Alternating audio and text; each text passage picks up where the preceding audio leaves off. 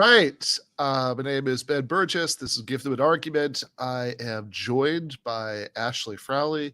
Ashley, as a new character in the GTA Extended Universe, do you want to tell people who you are and what you do? Sure. So I'm a sociologist and an author, I guess, and I'm a lecturer at Swansea University. But I write for a wide range of publications. My main shtick is therapy culture.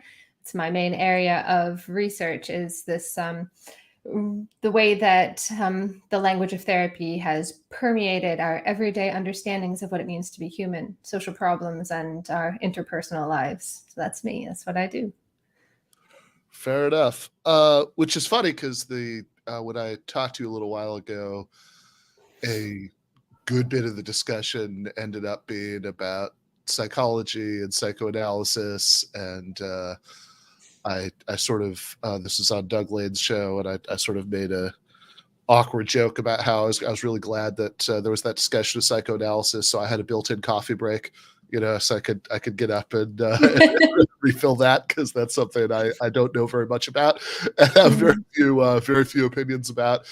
But I wanted to hear from you because you did say something really interesting elsewhere in that discussion about liberalism, and neoliberalism, and the different things these terms mean and how they relate to each other. And I really wanted to follow up on that with you, because the original context, right? So we were both on Doug Lane's show talking about Zizek, and you were talking about sort of people, kind of accusing Zizek of being like a closet liberal, and whether being a liberal is the most horrible thing that you could possibly be, and and how somebody should feel about that from a socialist or Marxist perspective. So do you want to just kind of start us off on that, right? I mean, so it's like what is your way of thinking about this stuff, right? Like, what is a liberal, and is that a bad thing? Yeah, I mean, obviously, liberalism is a highly contested term, and neoliberalism is highly contested, and the new language of post-liberalism is highly contested. And in fact, at the end of that stream, there was this one troll the whole time who kept saying, "Nah," all these rude things to me. And one of the last things that he said that I wasn't able to respond to because we ended the stream was like, "Ashley's using the word post-liberal wrong. It should never be used like that." And I'm guessing it's because this person made a few references to religion, and I think probably counts themselves as part of the post-liberal crowd, in the sense that this has become a label that people apply to themselves. Like people who've sort of recently converted to Catholicism, this has become a sort of thing within the public sphere, or at least maybe the limited public sphere of discussion of the internet and online publications like Compact and so on. But post-liberalism has started to become something that you kind of take onto yourself. But I think that concept of post-liberalism helps to shed some light on what liberalism is, what neoliberalism is, and what, at least from my perspective and how I use the term, what post-liberalism is. So following David Chandler, highly recommend his work. He's got this wonderful book called Neoliberalism and the Neoliberal Subject, or about the neoliberal subject. And he also writes with Julian Reed, these really great books that have really shed light on this concept, where neoliberalism has come to be understood as like when the state does nothing. And that's not the case. Neoliberalism is a form of government. Paradoxically, the state can't do nothing because they have this understanding of the economy as something that is internally quite perfect, but externally very fragile. And so they must manage so much of what goes on around the economy to enable it to work properly. And so when they talk about the individual is important, not because they're like, yay, the individual, yeah, you do your thing. It's no, we have to be very careful about what you do because you're going to mess things up. And so it's a form of governance that paradoxically micromanages everyday life. And in that sense, David Chandler suggests, or sometimes uses the term post-liberal to signify that it is not simply a rehashing of the classical liberal ideal of governance and subjectivity that was birthed during the Enlightenment and that we recognize as the underlying basis of our democratic ideals and so on, but rather the death of that project. It's the death of this idea that the subject is capable of self-managing and that the subject should be left to their own devices, and this faith in the subject that they can make the right decisions. Now, if you want to go into the whole history of that, I think a lot of people really hate liberalism. Well, they think of liberalism as anything kind of left of center, but I mean, hate liberalism in the sense of classical liberalism because they see it as being associated with capitalism, which is true, right? So the ideals of the liberal human subject, what it is to be human, is that you are rational, you are capable of self-management, you are capable of exercising your reason, and because of this, you are capable of having certain freedoms. And this was very powerful and important during the time period of the early Enlightenment in the late 18th century, because during the fight against feudalism. So the feudal lords wanted to control everything, right? And Adam Smith was like, no, you couldn't possibly control things to the extent that the invisible hand of the market could. And so this ideal of the human subject was very important for capitalism overcoming feudalism. But of course, over time, as the class struggle became more evident, or as the class struggle sort of broke out, and these class antagonisms began to sort of bubble up in society, you could no longer make those arguments. And so you could have freedom up to a certain point, right? And so capitalism is always putting limits on this. And so what people do, they make the mistake of being like, oh, classical liberalism, that's associated with capitalism. That's a bunch of BS. Human beings aren't rational. That's a myth.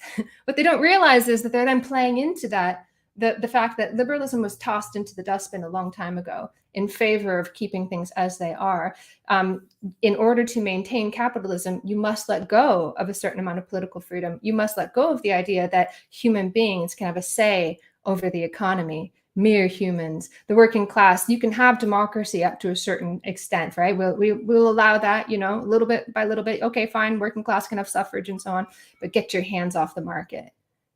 So the market has become like this thing that's too perfect even for humans, which is, I think, a step beyond what classical liberalism was about, which was about sort of bigging up the human subject as against feudalism.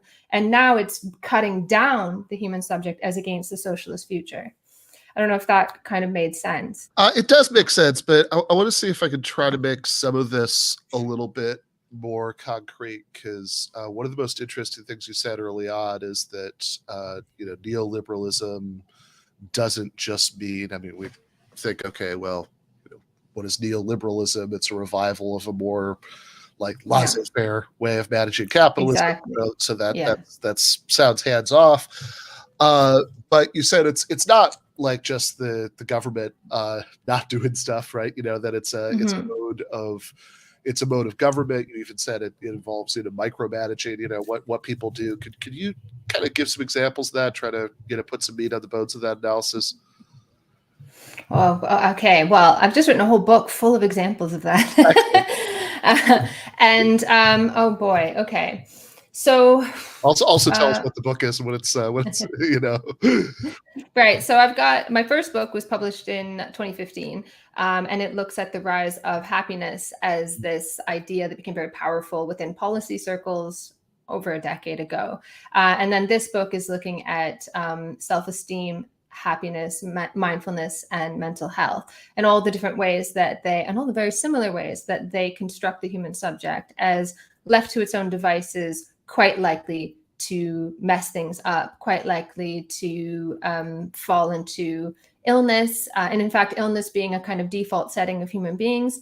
I remember talking to my students about this, and they were like, and I was like, how could that be illness? Like if somebody dies and you're mourning them, that's part of the human condition. That's not a sickness. And they're like, no, it is normal. And it's a sickness. So it becomes kind of normal to be ill. And this is all wrapped up in the language of acceptance and so on, and beating that stiff upper lip.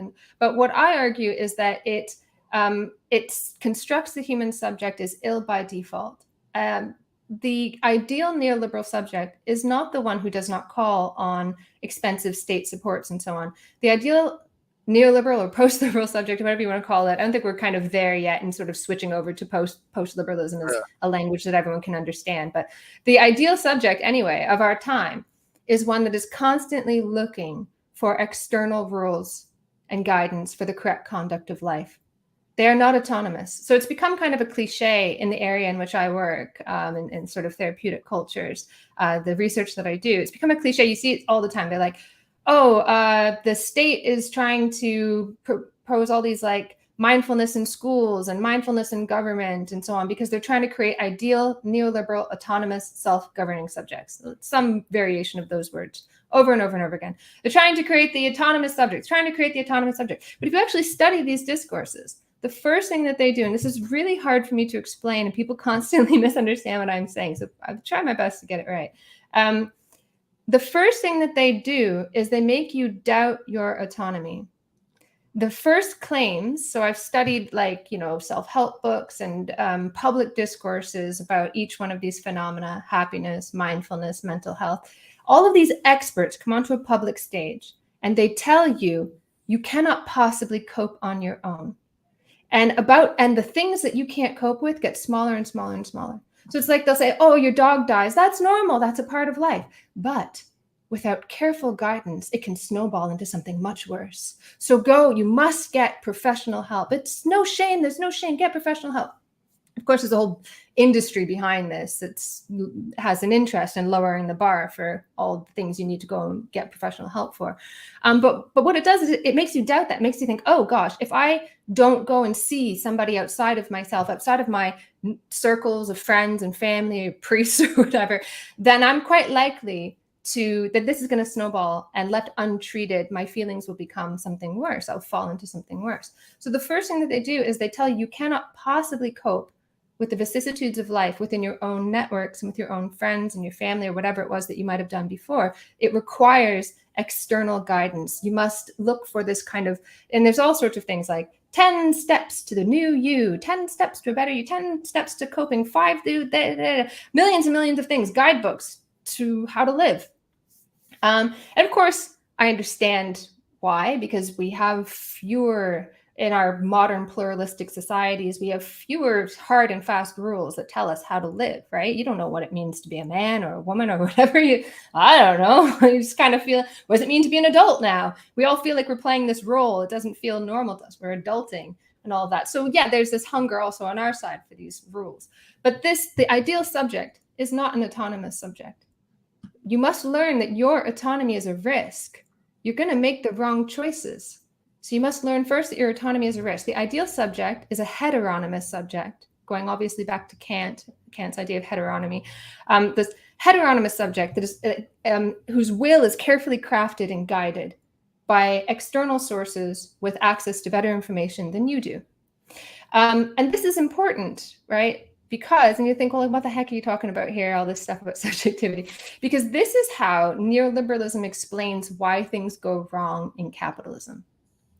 If you go back to classical liberalism and classical political economy, there was an understanding that there were problems within capitalism that were endemic to the system. Things like the falling rate of profit, leading to persistent and highly destructive crises, and monopoly. These were puzzles of political economy. Why does, originally early on, it was like, okay, crisis, it could be something external, a crop failure or whatever, but it became very clear during the 19th century that these crises were endemic. They were coming from something, the caller's in the house kind of thing. The call is coming from upstairs. There's something within the system that's leading to these crises. And so people were trying to explain it. Marx didn't invent the idea of the falling rate of profit and as a crisis theory. This was a puzzle of classical political economy that he was trying to solve. Monopoly also was a puzzle that people were trying to solve. But now with modern political economy, it's not even called that anymore, which everything's just economics, politics, sociology, anthropology, ne'er they shall meet. Now these things cannot possibly come from within the system. We've worked it out. We've done the math. Everything should work just fine, as long as you just do what you're supposed to do. And the fact that people do not do what they're supposed to do means that how do we explain this? People are not rational. Our perfect models assume a perfectly rational subject. But gosh, it doesn't work in reality. It's got to be your fault. So you must be guided carefully to make the right choices. So people think that they're like questioning modern economics by saying, no, human beings aren't rational. No, they don't think that either, or else they're stuck for explaining why things go wrong. But this is why I love Marxism and Marx's understanding of political economy, because it does not need to explain things on the basis of human greed, human error, human stupidity. Everybody acting perfectly rationally will still lead to crisis. It will still lead to the destruction of the system. So neoliberalism needs to destroy the subject in order to understand itself, in order to understand why problems exist. It also needs to destroy the subject to insulate it from people obviously trying to take power. And then it's to say like, no, these things, they're all very complicated. No human could possibly, it's completely beyond all humanity to figure this out and run things. But we run things every day. We're the ones who run the world. There's nothing magical. We can understand it. And if we understand it, we can control it. Yeah, I like that a lot. I mean, there's a certain kind of this bumper stickerish libertarian talking point about how, well, if people can't be trusted to make rational decisions as buyers and sellers in markets, then then how come you people want to trust state bureaucrats or whatever to make rational decisions? And not that my the vision of socialism that would most excite me is really about empowering state bureaucrats anyway, but like yeah. it's also but it's there's also like there's a sense in which there's like a good point that's buried in there, right? Which is that actually people who think that we should be able to take control of the economic engine and use it to serve human ends better not think that we're that people are just like hopelessly irrational in some totally intractable way, which is not to say that people can't very often be irrational, but Of course. there's some slippage there, right? That there's you could be it's like when people are talking about free speech and censorship, and they say, well, there's no guarantee that that the best ideas will win out or whatever. It's like, no, there's not. That's true, right? Fair enough, right? But like, there's also no guarantee that your proposed alternative is going to have good results. What we have to compare the we have to compare the two if we're gonna have that discussion. But I do want to. I think one way of before you ask a question, can I just add to that? Yeah, that the libertarians always have this sense that they are like the sole kind of people that are standing up for the rights and liberty of human beings, but I will always stand up for the rights and liberties of human beings more than they will, because they are completely stuck for explaining why things go wrong. Like, I remember having this really embarrassing debate with Yaron Brook, and I was like, he kept saying like, oh, those people at the Fed, they keep these people, they're doing this, and I'm like, why are they doing that? Why are they doing that? It's like, well, because they want, it's always somebody making a mistake. These people, it's always human error. They need human error to explain things. I don't need that. So they will never be able, like this, the moment that economics demands that we shut down freedom, they will shut down freedom. They will always give up political liberalism for economic liberalism, because at the end of the day, they don't believe in humanity. I will always be more of a libertarian than a libertarian is, because when capitalism says, no, you can't have it, I'll say, fuck it, let's have it. Oh, sorry, I don't know if I'm supposed to swear here. I would say, no, we have to push past that, push past the limits. Every time that someone says, no, you have to hold back, I'll say humanity mustn't hold back. Why? To save capitalism? Never. Yeah, right.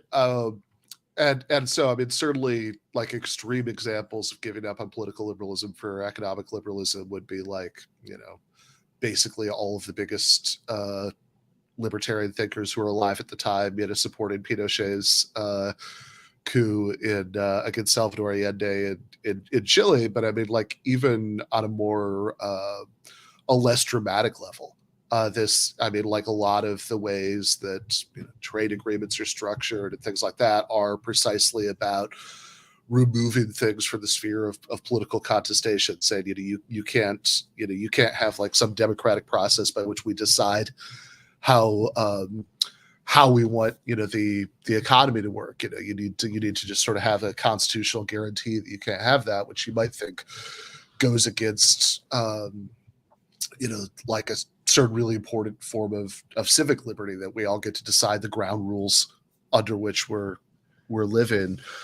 But I mean, one thing, you mentioned post-liberalism a couple of times, that is a term that I guess I primarily associate with people like, past guest on the show, my ideological frenemy, Sohrab Ahmari, who will sweepingly reject liberalism in this way that seems to suggest that they mean both, neoliberalism and also, liberalism. The sort of idea that it's really important to have a pluralistic society that protects certain kinds of individual rights, and then there's and that's even like the relatively serious version of it. But there is all this weird conflation of it among people who aren't even serious about rejecting the neoliberalism part of it, right? I mean, like I saw the other day, this is just to lower the tone of the conversation. This is Charlie Kirk says, neoliberalism since 1950 gave us bigger homes filled with junk we don't need, families half the size. And I spent way too long thinking about this tweet and what he could possibly mean by it. Because as far as I can tell, the word neoliberalism in the sentence just means like, I don't know, spiritual emptiness or something like that. Because otherwise, I mean, presumably, look, the problem with neoliberalism is not that it gave us bigger homes. In fact, depending on who us is, it did exactly the opposite of that, right? I mean, it's created economic conditions that made it impossible for people to buy homes, that made them have pay increasingly high rent for 1-bedroom apartments, and not have nearly as much of the junk that he's decided that we don't need. But I mean, there's also a sort of question about individual autonomy there. I mean, I don't know. I think that people are people like I'd kind of like to leave it to people to decide which junk they need and they don't need in the first place. I've been sort of looking at your chat here. I will come back to this. I will comment on this in a moment. But I've been looking at the comments in the chat, and someone has said about what I was saying around neoliberalism, or neoliberals are kind of stuck for explaining why things go wrong. Yeah. I mean, like, I'm thinking about, I don't know, my camera suddenly went very blurry. Anyway, I'm thinking about people like from like neoclassical economics. I have in my mind people like Vilfredo Pareto, who very specifically attack rationality and reason and think of everything as just resulting from sentiments and derivations and all these sorts of things. I am aware, however, that modern economics has this proliferation of millions of market failures that explain why reality doesn't live up to the models. And not all of these have to do with rationality.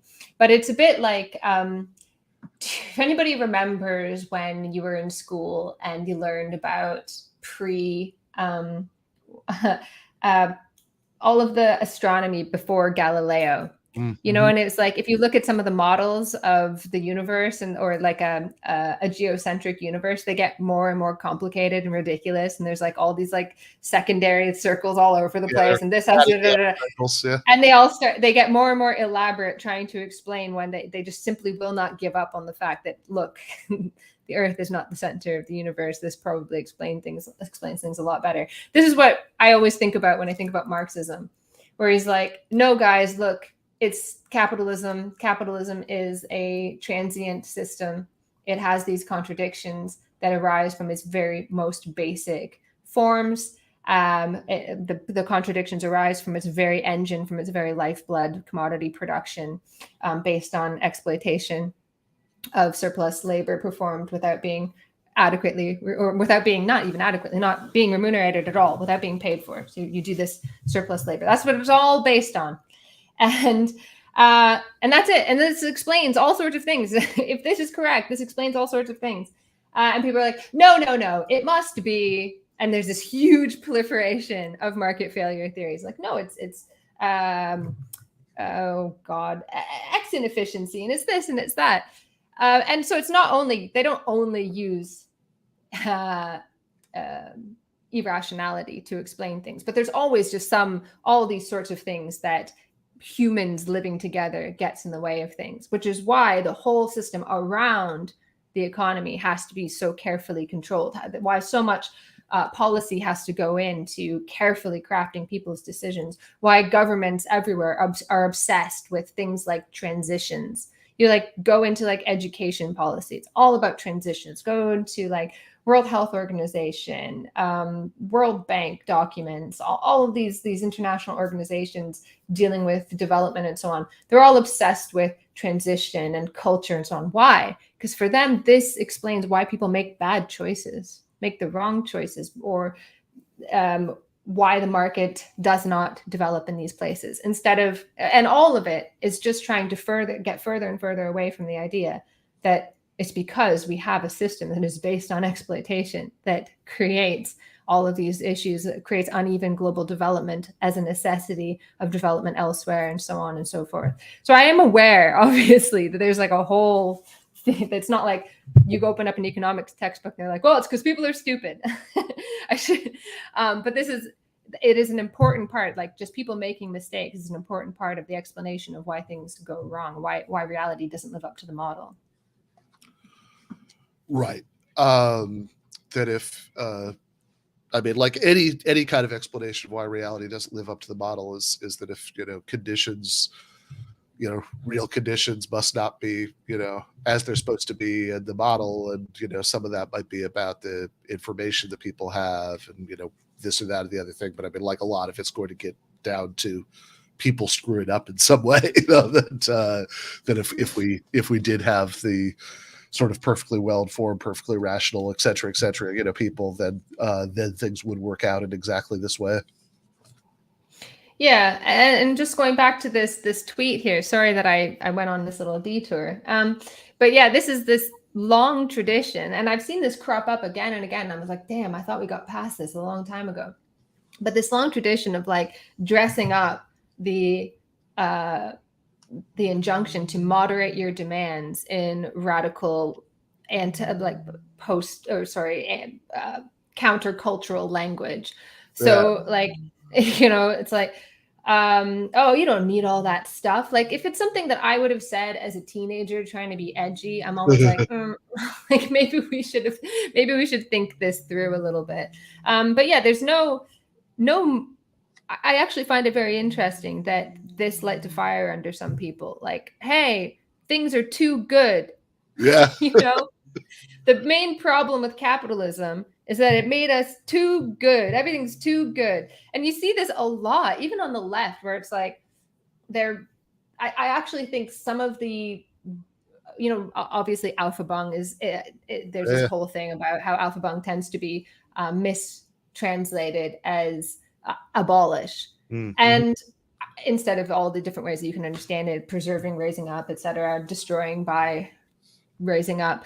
But I actually think part of the reason why they like the word abolish is because a lot of people who find their way into the left do so because they are essentially reactionary. They are reacting against all of the things, like they're instead of seeing the working class as like people who will take control of the world, they recoil in horror at the consumption habits of the working class. There's this long, like hundreds of years, I don't know, about 150 years at least, of this tendency to recoil at the working class, the way that they consume this. Every time that something is new and unique, it gets massified in capitalist culture. It's not special anymore. And you're like, these things are coming too quick and too fast for those people.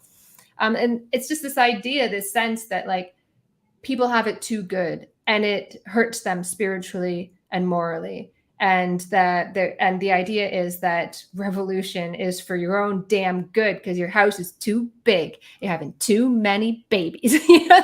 You're destroying the world. Obviously, that's a huge caricature, and it's a symptom of me being too online. But you can see this, like in my first book, I've studied a lot of these discourses and the forms that they take, which is to basically tell people moderate your demands. To be a progressive is to say that things are too good and we need to hold back. Yeah, I mean, that is certainly a strain of certainly at least vaguely progressive ideas that has existed for a very long time. I mean, I'm kind of thinking about the sort of, I don't know, like 1990s kind of like, I feel like there was like a hippie kind of bumper sticker that was about, live simply so that others can simply live, that like the problem is, there's too much first world consumption. Certainly there's a intellectual version of it that, is, I think, thankfully not very popular in the real world, but is like very influential in certain kinds of left spaces, which, which is like degrowth or some people say degrowth socialism, which I think is a sort of confused way to combine words, but that they have that like, you should actually have like what we should actually want is a less productive economic engine. We should want there, we should want there to be less stuff to go around. And certainly, I always like to think that when the right does this stuff, that they're caricaturing what we think, and I think to a great extent they are, although as we've just been discussing, there are people who feed into it. But like, I mean, just thinking about it, I'll stop talking about this tweet, but like but I remember there was a point like a couple of years ago when people were trying to make hay of the fact that that Bernie Sanders and his wife Jane owned multiple houses, and like this was like brought up so many times as evidence of hypocrisy that you would have thought that he had co-sponsored the multiple home prohibition act in the Senate. And all I could ever think is, look, I grew up in the Rust Belt in mid-Michigan at a time when it was actually very common for people who were like unionized auto workers or school teachers to own a second home, up north out by the lake or something. And that's become much less common in the last few decades because, my take on the effect of neoliberalism would be the exact opposite of Charlie's. That the economic conditions haven't favored, letting as many people in those positions do that. But that's a bad thing, right? You should want to reverse that and restore previous levels of working class consumption and go further. I want to, I mean, just on a really, kind of basic, crude level, I mean, the reason that I'm a leftist is that I want, I want the majority of society to have more stuff and more ability to decide what to do, and all of that, right? That I object to the sort of existing distribution of power and resources, but I wanted to go. But that used to be like a very basic part of socialism. Like Sylvia Pankhurst, we do not preach a gospel of penury and theft. We want more than all the people can consume. It was a dream. I remember I had this friend who was like a KKE Greek communist, and he was, I guess, what you would call like a tanky now, maybe. Yeah. But he would always sing the praises of the Soviet Union, that the goal was that everyone should have a summer house. Everyone should have their home, and you should have your house by the lake. That was like the goal of socialism, that, nothing is too good for the working class. And I guess, and I feel like a lot of people who say these sorts of things, they become kind of disillusioned with the fact that within capitalism, you find who you are and you express your humanity through things outside of work. It's a famous line from Marx.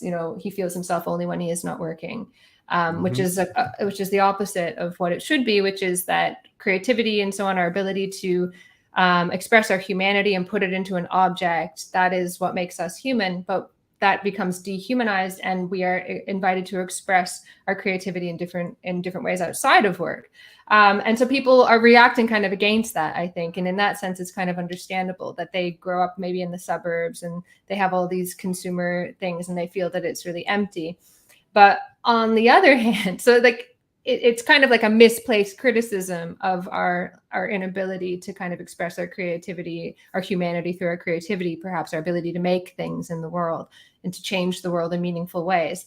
And in so doing, change ourselves. But at the same time, it's like, boy, does that come from a comfortable position. Like, I just remember, and somebody criticized me recently, like, oh, you're middle class. And I'm like, fucking right. Like, I hope so. Like, I worked my ass off. I remember I used to go to people's houses when I was a kid, and I just remember like the feeling of carpet underneath my feet, and like the house smelled good. And I went into my friend's house, and her mother had painted the walls yellow. Yeah. And I was just like, wow, to have a house where there's paint on the walls. Like, you know, my brother shot a paintball at our wall and there was a big splash of paint on the wall. That was paint on our walls, and like pictures on, like, my dream was like one day I'm going to have like carpets and I'm going to have pictures on the wall just for the hell of it. Well, I don't have that yet, but I'm working toward it. And I wanted these kinds of comforts. And like and when I went into this, the people just sort of took for granted. When I went into like leftist circles, I was really grossed out by how much what the left had become was railing against just like basic comforts that I never had and I wanted. Like, imagine a world where you don't have to worry about like fucking cockroaches and stuff all the time. Ugh. People wonder why I hate bugs. I hate bugs so much. But this is what life is like when you live in poverty, and I want people out of that. And totally, what is there to fight for? Because it's shocking and horrible that we have the ability, we have the know-how, we have the technology, we have the resources to give every single human being on earth a great life. And we're sitting here squabbling about fucking big houses and stuff. Come on. Yeah, I mean, you think, right? I mean, the left, left message should be, yeah, you can have the nice carpet too. Join a union. Yeah. Oh, apparently, I'm very passé on this because apparently carpets aren't cool anymore. The first thing that I did when I paid off my student loans was I bought like thick carpets, like 1980s, like nobody has anymore, with like an underlay that thick. Because I was like, I'm going to have a house with carpets. Here it is. I have arrived. Cancel student debts. Everybody can buy carpets sooner. Exactly. So you can do whatever it is that makes you comfortable. But that's like obviously just a basic thing, is that it's about saving people from toil, and that technology and industry allows us to do that. But within capitalism, it's turned against us and used as something that keeps us down. Yeah. And I mean, the whole... this, forgive me, people heard me talk about this before, kind of a hobby horse, but I mean, I think that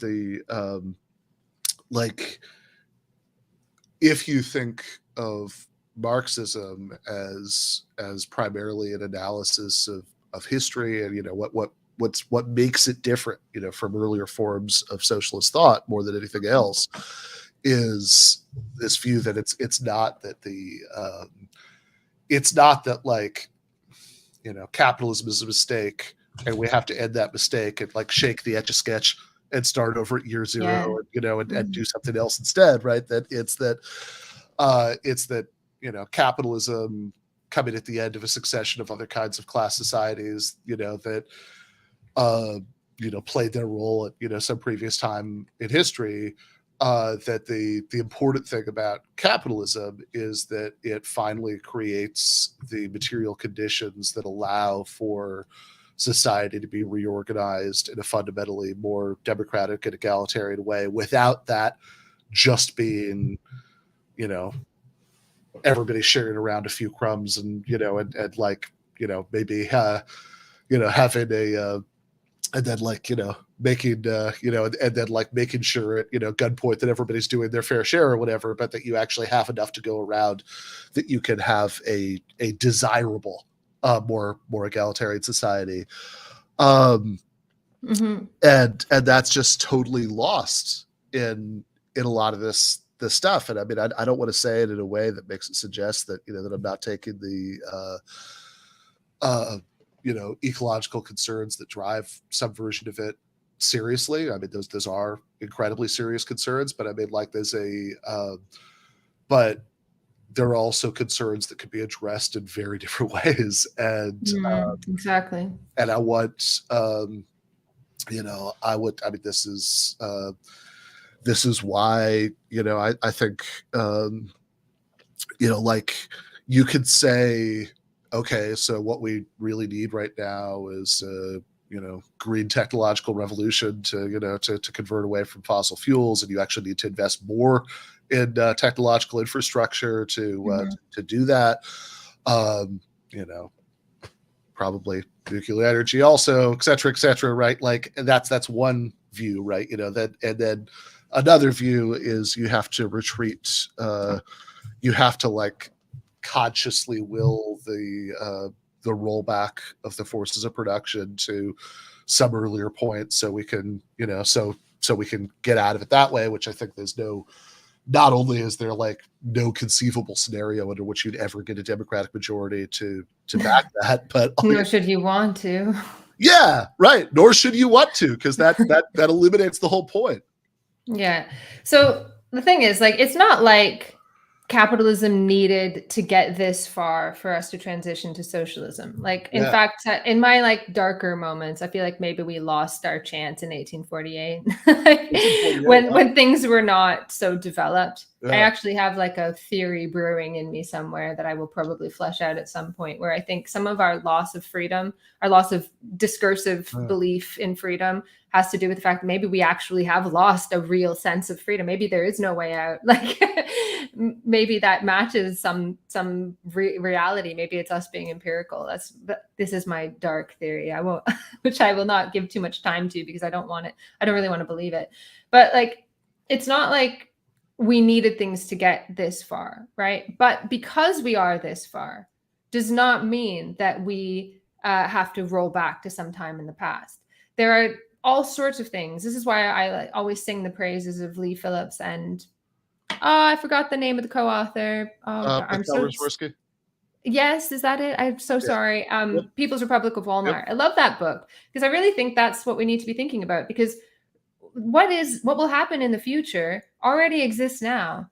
That's how history freaking works. It's not something like you draw up a plan in your bedroom or something and you're like, yeah, that'll be great, let's do that. It's progression, the movement of history, for good or for bad, arises out of what already exists.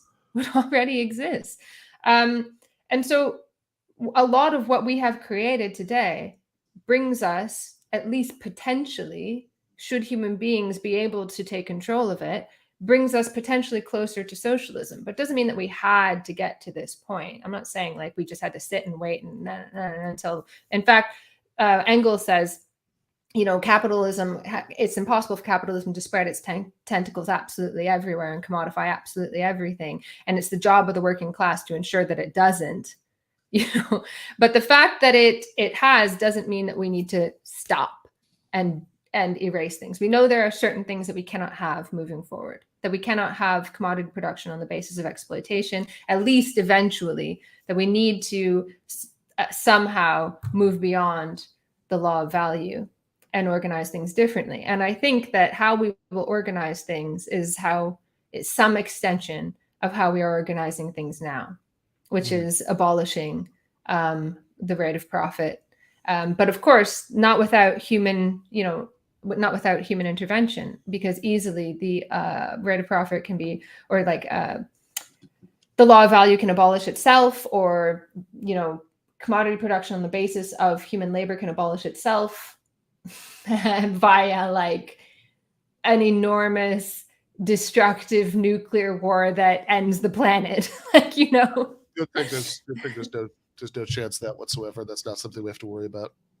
You don't think that there's any chance that we will just? I think there's. Sorry, gallows humor. Yeah, I do think I think there's actually, I think that's actually something that we've been kind of teetering on the brink of for like about a year now, in a really disturbing way, and it's amazing to me that like it's I sort of feel like I don't love this word normally, but I'm going to use it. Like I sort of feel like I'm being gaslit by the way that that everybody in mainstream media discourse talks about it as if that's not something that we need to worry about, right? Like that that it's like oh, this is fine, right? We can have this like unpredictable, escalated superpower conflict, and and this is just not something you have to worry about anymore for some reason. Yeah, I mean, I've been freaked out by this for a long time because, obviously I started getting into Marxism in 2008, like a lot of people did with the financial crisis, trying to understand what was going on. And the more that I read into it and the more that I got into these debates, like the TSSI school and stuff like that, the more I thought, and Henrik Grossman, the more I thought, sorry, I just had a thought of something I want to come back to, and I can't remember who it is. I Rubin, that's it. So I want to make a note.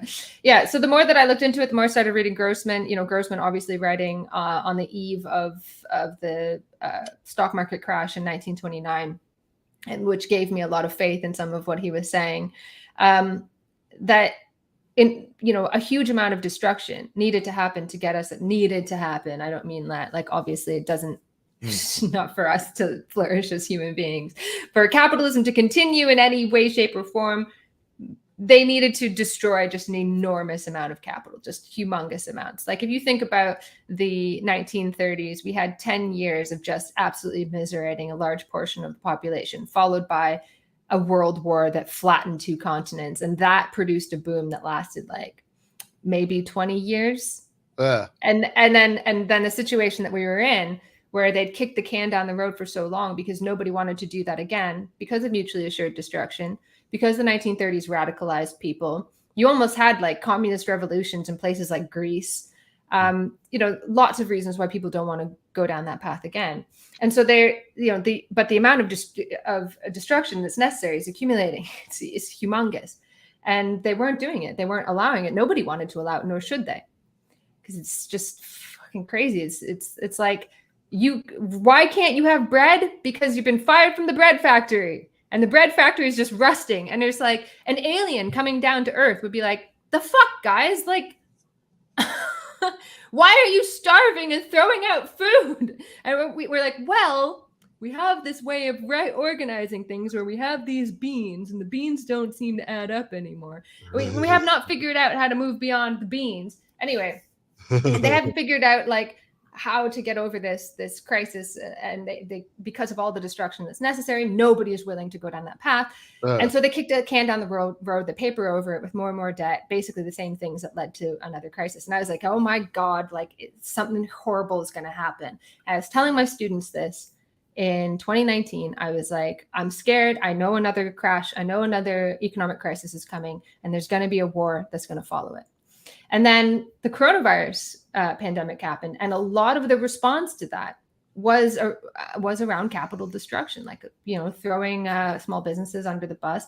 But also, it was interesting because they still had to kind of pacify people.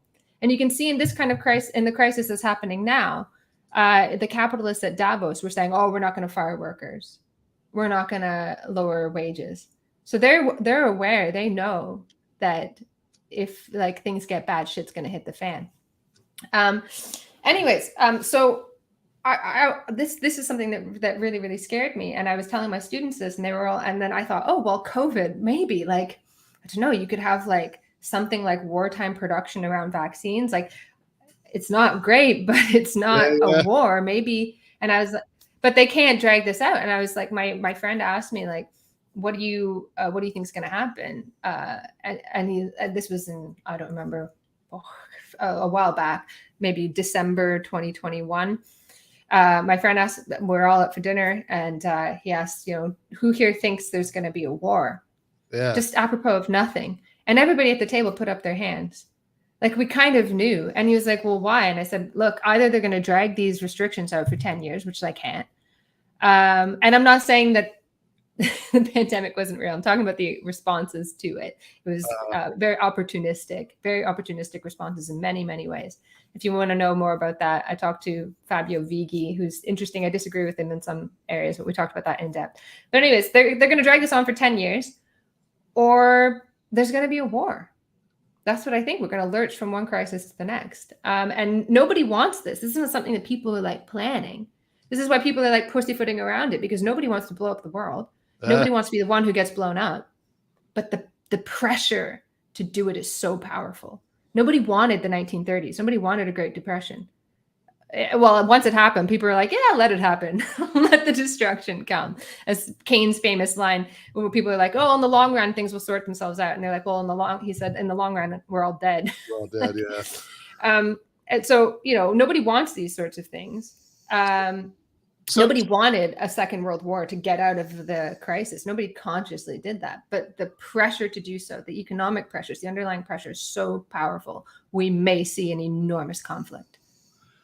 So I want to zero in on that a little bit, because I'm not sure I understand the analysis here. Like, what's I can see how something like a world war could, or did have the effect of doing this economic resetting, but I'm less clear about how the fact that it would have that effect leads it to happen, right? Or like in the case of like the scenario with like 10 years of COVID restrictions. I mean, I guess in that case, I'm also a little bit less clear on how that would even have the economic resetting effect, right? Like in other words, like you mentioned like sort of war style production to mass manufacture vaccines or whatever, but you don't really need restrictions to do that on the face of it. So I mean I understand. I'm asking you, like, kind of right at the end of our explain time. the fall profit. Question, yeah, right? But they have but like maybe, and maybe we can schedule a time to have a chat sort of more specifically about those things. But I mean, like, I guess well, I can refer your sorry. Yeah, I mean, I was just going to say, well, I can refer your viewers to a conversation that I had with Rick Kuhn actually a couple of years ago on the Diet Soap podcast, and perhaps I'll put it back up on our channel on Sublation Media. But Rick Kuhn is a scholar of Henrik Grossman's work, and he's very, very clearly kind of walks through step by step the theory of the falling rate of profit. So what I'm saying here is based on that and the countervailing tendencies. And I'm not saying war is the only thing that happens, but historically, that is what got out of an enormous economic crisis in the past, and things are building up to that. So I don't know how to do it in 4 minutes. So go ahead. Maybe putting a pin in the COVID stuff, because there's just too much there, right? And that's just too big another discussion. But I mean, I guess one sort of really concrete way of asking the question might just be this. If the answer is still, it's really complicated, see the discussion with Rick, whatever, that's fine. We could do that. But they have I could explain one small aspect of it. That's what I was going to do, but go on. Sorry. Okay. Well, maybe it'll be what I'm asking, and then it'll all work out. But I was just going to say, like, one way of asking the question here is just like really specifically, like, okay, let's say like World War II has the effect of resetting the falling rate of profit, so it like gets global capitalism out of this problem temporarily, right? Roughly, I might be mangling what you're saying in the first place, but I mean, they have but let's just plunge through it as if I'm not, right? So then, like, how is it that leads World War II to happen, right? In other words, I know, because that sort of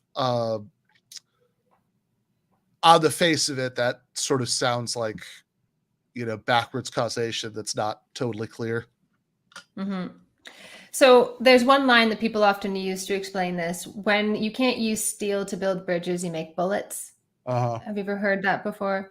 So part of I don't know this mechanism myself. In fact, one thing that I have wanted to do for a while, like I can't fully explain it myself. One thing that I wanted to do for a while is write a book on why capitalism needs war, so that it could be my excuse to fully explain the process. Because I'm not 100%.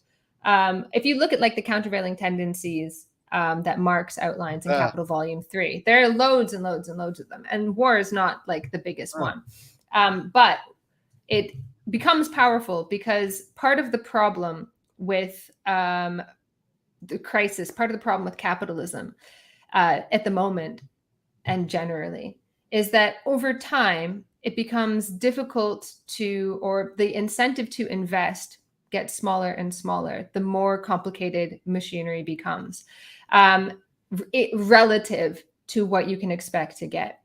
And so there's, you're not going to go and start like a new shoe company, or there's less incentive to do that, because as soon as you enter the market, you're going to be competing with Nike and Reebok and these people who have been investing in machinery and efficiency for a very, very long period of time. And you're going to have to, relative to what you can get in return, you're going to have to buy up quite a lot of stuff. And there's a risk there. And if the amount that you can expect to get is too small to justify the enormous amount that you're going to have to put in, you're not going to do it. Instead, you're going to put your money in things that are more certain. You might invest in, like, I don't know, you might give people debt, like student debt that they have to pay back, right? That's a great fucking investment. But of course, that is based on people actually then getting jobs where they make things in the world, where they do actual labor. But if there's nobody investing and actually making things that involves actual human labor, that's not going to happen. So these things build up and build up and build up, and you have these enormous bubbles. And that's the only thing. That's not the only thing that causes a bubble, but just to give an example. So if you have all of this machinery and so on that is very, very expensive and very difficult to compete with, what you can do is get your competitor, compete against people, get regulatory capture, that sort of thing, get people to go out of business so you can buy up their machinery very, very cheaply. And that will raise the profit rate a little bit. It's one countervailing tendency. But of course, you could blow up an entire continent and build it again. Just destroy all the machinery. Or you can destroy machinery by, for instance, putting people out of work, and the machinery rusts and so on, and it doesn't, you're not producing anything for a certain period of time. There's all sorts of ways of destroying capital that are not just war. But generally, anything that kind of raises the profit rate, it's going to attract investment. So I very much regret going down this path, because this is not my area of expertise. But generally, this has got. What started this conversation was that yes, I have been afraid that this will happen, but myself, I'm not able to fully explain the entire mechanism behind it. But generally, exactly how it leads to war. It's not only going to lead to war; it leads to all sorts of things. But when the avenues for investment are so small, you start to invest in bullets, that sort of thing. Marx writes in the Grundrisse, a war is like a nation drops a quarter of its capital into the ocean. It's basically what it's doing. And it's one of those wonderful lines in the Grundrisse where he just says it and then says nothing else. Doesn't explain what he means by that. But that's essentially what it is. So I don't know if you're interested in that. I go into this in a lot more detail in an interview with Rick Kuhn a few years back. I'll put it up on our Diet Soap channel. But I do think generally that capitalism, left to its own devices, does not produce the world that just gets better and better and better. And oh no, the main problem is our soul. Capitalism is a destructive system, and it leads to increasingly destructive crises. And you don't have to believe that it leads to war, but destruction is things like people thrown out of work for no fucking reason. There's no reason why. If you read The Grapes of Wrath by John Steinbeck, there are all these horrifying vignettes of them pouring lye on pigs so people won't eat them while people starve, and just destroying things. This is what capitalism does. It gives us the ability to create wealth beyond our wildest dreams, beyond people's wildest dreams throughout history, and then it destroys it. That's insane. That's why we need to move beyond it. Well, we're not going to get a better ending point than that. Ashley, we did end up spending like 15 minutes on other stuff because you said things that were too interesting. I had to follow up. So I regret it so much. Self-discipline about that, but they had note to self: prepare to give lecture on falling rate of profit in the future. You're going to make a fool of yourself. But on the original subject about neoliberalism, you said earlier that you just wrote a book about this. Mm-hmm. Well, no, I just wrote a book about. Sorry, not about not about neoliberalism, but about I said like about how this leads to sort of doing the opposite of what it sounds like, to sort of try to control people's personal decisions and all of that stuff, right? That's what you said. That it does attempt to create a certain kind of subject, but first it must destroy the autonomous subject before it attempts to create a heteronymous subject that's always looking for rules and regulations on how to live. That's a general kind of thesis. All right. What's that book called? So that book is called Significant Emotions. My inability to finish it for so many years means that it's perpetually delayed, but I did actually finish it, and it's just gone through peer review. So I'm just doing the last kind of revisions to the proofs, and then it'll be out hopefully soon. All right. Well, look forward to that book. When that interview you mentioned goes back on Diet Soap, we'll link to it in the description here. Thank you so much for coming out today. Thank you so much for having me. All right, we're going to be back on Monday with Slavoj Žižek, but we will cut it here for today. Left is best.